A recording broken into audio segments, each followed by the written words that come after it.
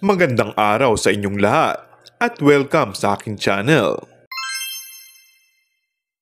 Kinumpirma ng isang reliable source na 3 na talaga ang anak ng kilalang showbiz couple na sina Coco Martin at Julia Montes.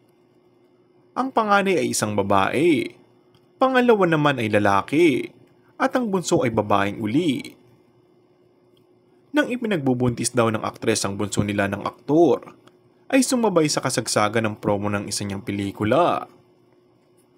Sabi nga ng ilang reporters na nakaalam sa kalagayan ng aktres, medyo nahirapan daw silang umagulo kay Julia na hindi mahalata ang baby bump. Pero tahimik lang talaga sila at hindi nila ito naipapost sa kanilang social media.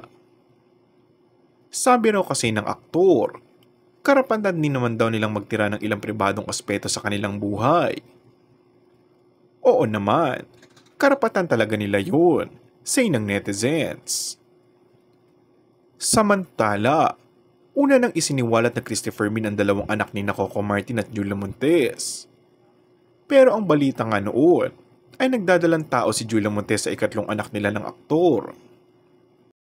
Ang daming nakapansin, kahit daw sa promo ng pelikula nila ni Alden Richards, laging nakasuot ng blazer na nagja-jacket.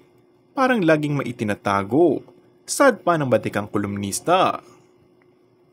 Dito ay kinumpirma niya ang mga haka-haka na may anak na nga ang 2. Aniya, 4 na taon ang panganay ni Coco at Julia na isang babae, habang magto 2 years old naman daw ang pangalawang anak ng mga ito na isang lalaki.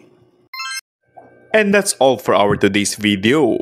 Kung bago ka lang sa aking channel ay mag-subscribe at pindutin na rin ang notification bell. Maraming salamat!